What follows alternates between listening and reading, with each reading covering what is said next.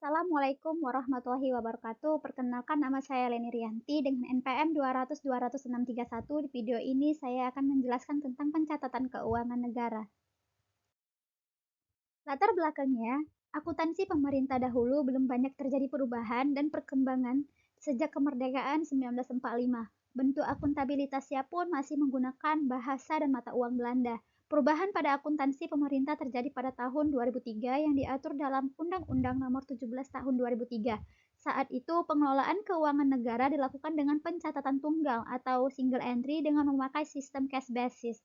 Akuntansi dengan sistem cash basis ini memang memiliki sistem penerapan yang cukup sederhana dan juga mudah untuk dipahami. Namun, akuntansi berbasis kas ini memiliki kekurangan seperti informasi yang kurang disebabkan karena informasi mengenai penerimaan, saldo kas, pengeluaran, aset, serta kewajiban tidak tersaji dengan maksimal. Keuangan negara tentu saja haruslah menyajikan aset yang dimiliki oleh pemerintah dan juga neraca yang tersaji dengan lengkap.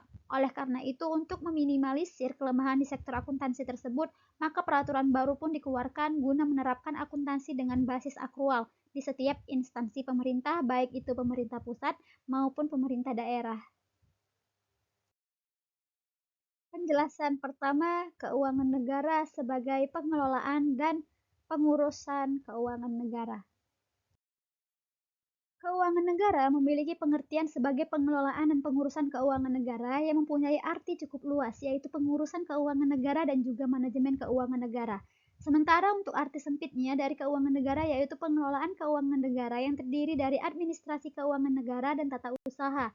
Di dalam Undang-Undang Nomor 17 Tahun 2003 mengatur tentang keuangan negara menyatakan bahwa keuangan negara merupakan semua hak dan kewajiban negara yang bisa dinilai dari uang dan juga barang yang bisa menjadi milik negara sehubungan dengan pelaksanaan hak dan kewajiban tersebut.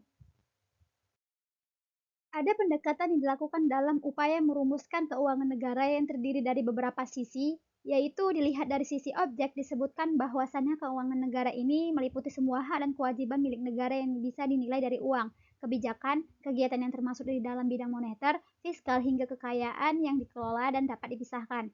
Sementara dari sisi subjek memiliki maksud bahwa keuangan negara yang terdiri dari semua objek yang dikuasai oleh negara dari pemerintah pusat dan daerah memiliki kaitan erat dengan keuangan negara. Keuangan negara dari segi proses, semua kegiatan yang memiliki kaitan erat dengan pengelolaan objek keuangan negara yang berasal dari perumusan kebijakan, pengambilan keputusan, dan juga pertanggungjawaban pemerintah. Kemudian, keuangan negara berdasarkan tujuan mempunyai arti bahwa semua kegiatan dan juga kebijakan yang memiliki hubungan hukum dan memiliki kaitan erat atas pemilikan serta penguasaan objek keuangan negara. Keuangan negara meliputi semua kewajiban dan juga hak dari negara yang dinilai dengan uang. Dan perlu dipahami lebih dalam bahwa hak dan kewajiban tersebut apakah bisa dinilai dengan uang atau tidak. Hak negara yang bisa dinilai dari uang. Yang pertama, hak yang bisa dipaksa guna menarik uang dan barang dari warga negara tanpa adanya balasan dan juga imbalan. Contohnya, seperti pajak, bea cukai, iuran, dan juga retribusi lainnya. Yang kedua, hak untuk melakukan monopoli dalam mencetak uang serta menentukan jenis mata uangnya. Yang ketiga, hak guna menarik pinjaman dari masyarakat yang bisa berupa paksaan seperti sanering atau pemotongan nilai dan juga devaluasi atau penurunan nilai dari mata uangnya. Yang terakhir, hak guna menguasai semua wilayah dan juga kekayaan yang terkandung di dalamnya, meliputi wilayah darat, laut, dan udara. Selain hak, kewajiban negara yang bisa dinilai dari uang, yang pertama kewajiban yang menyediakan barang dan jasa yang berguna untuk kepentingan umum, contohnya fasilitas keamanan, kesejahteraan sosial, dan juga perlindungan sosial untuk masyarakat serta penyediaan jasa pendidikan. Yang kedua, kewajiban dalam membayar tagihan dari pihak yang melakukan sesuatu bagi pemerintah dan juga mengikat perjanjian dengan pemerintah. Pembelian barang dan jasa yang memberikan keuntungan untuk pemerintah seperti hubungan jual beli antar pemerintah dan warga negaranya. Penjelasan kedua tentang standar akuntansi pemerintah berbasis akrual. Standar akuntansi pemerintah atau SAP yang dahulu berbasis dengan kas sekarang telah berubah menjadi standar yang berbasis akrual. Basis akrual ini akan mencatat semua penggunaan basis kas pada periode pelaksanaan anggaran yang diakui ketika kas masuk dalam kas negara, dan juga pencatatan belanja diakui ketika kas keluar dari kas negara. Setiap akhir periode harus dilakukan penyesuaian guna mencatat belanja harta tetap yang dilakukan di periode pelaksanaan. Penerapan SAPBA memungkinkan pemerintah untuk memperoleh informasi yang lebih akurat mengenai posisi keuangan mereka, termasuk pendapatan, biaya, aset, dan kewajiban. Dengan demikian, SAPBA memungkinkan pemerintah untuk membuat keputusan yang lebih baik dan mengelola keuangan publik dengan lebih efisien.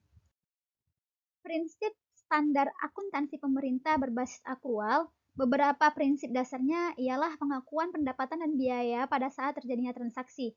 Yang kedua, pengukuran aset dan kewajiban berdasarkan nilai wajar. Yang ketiga, pemisahan antara pendapatan dan belanja berdasarkan sumber pendanaan. Yang keempat, penilaian kembali aset dan kewajiban secara berkala. Yang kelima, standar akuntansi pemerintah berbasis akrual juga memberikan panduan mengenai penyajian laporan keuangan pemerintah, seperti laporan arus kas, laporan posisi keuangan, dan laporan operasional.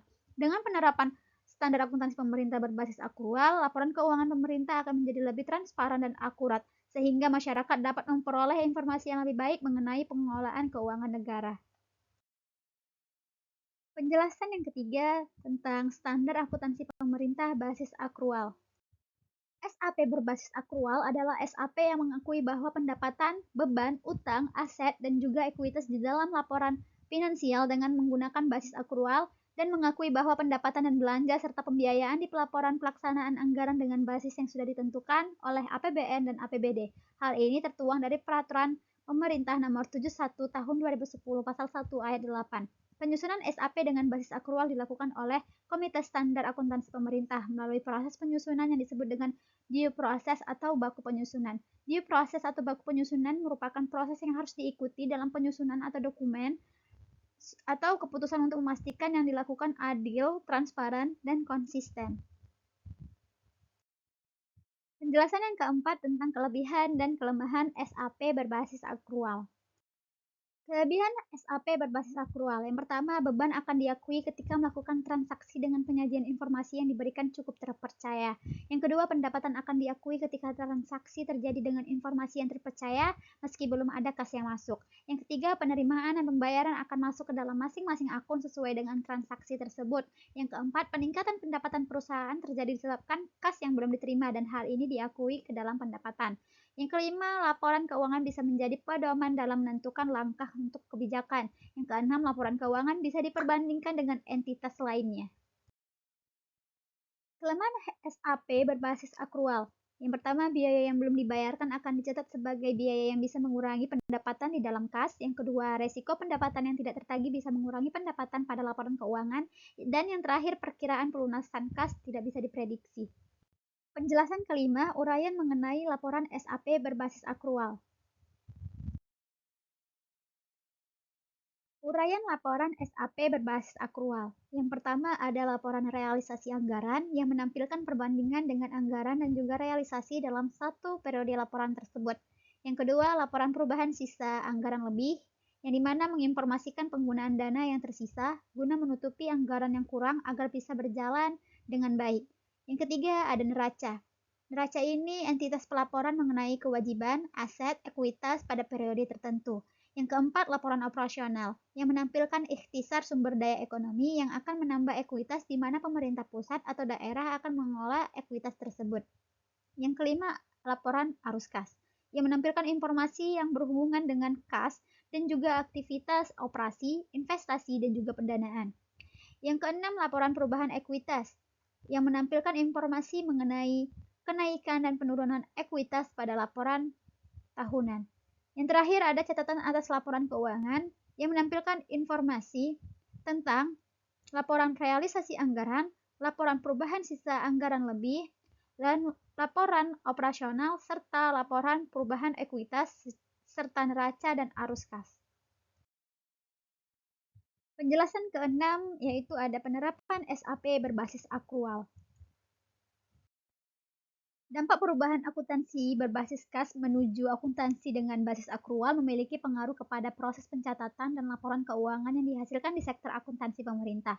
Dampak positif dari penerapan SAP ini memberikan dukungan kepada manajemen kinerja yang bersinergi dengan manajemen keuangan, sehingga pembiayaan dan juga alokasi sumber daya ekonomi menjadi lebih baik. Begitu pula dengan peningkatan laporan keuangan dan fasilitas dalam manajemen aset dan kas. Penerapan SAP berbasis akrual memiliki keuntungan diantaranya yang pertama, lebih akurat dalam merekam pendapatan dengan pengeluaran pemerintah. Yang kedua, lebih transparan dalam menunjukkan kondisi keuangan pemerintah dan kinerja program pemerintah. Yang ketiga, memungkinkan pemerintah untuk mengukur kinerja dan efektivitas program dengan lebih baik. Dan yang terakhir, memudahkan pemerintah dalam membuat keputusan strategis terkait pengelolaan keuangan negara. Namun, penerapan SAP berbasis akrual juga memiliki tantangan seperti memerlukan sumber daya yang lebih banyak dan terampil untuk mengelola sistem akuntansi yang lebih kompleks. Yang kedua, mengharuskan pemerintah untuk memperbarui peraturan dan prosedur pengelolaan keuangan. Yang ketiga, membutuhkan perubahan dalam budaya organisasi pemerintah yang lebih fokus pada pengukuran kinerja dan efektivitas program. Meskipun tantangan tersebut, penerapan SAP berbasis akrual dianggap sebagai langkah yang positif untuk meningkatkan transparansi dan akuntabilitas keuangan pemerintah serta meningkatkan efektivitas pengelolaan keuangan pemerintah. Terima kasih, sekian dari penjelasan di video ini. Saya ucapkan wassalamualaikum warahmatullahi wabarakatuh.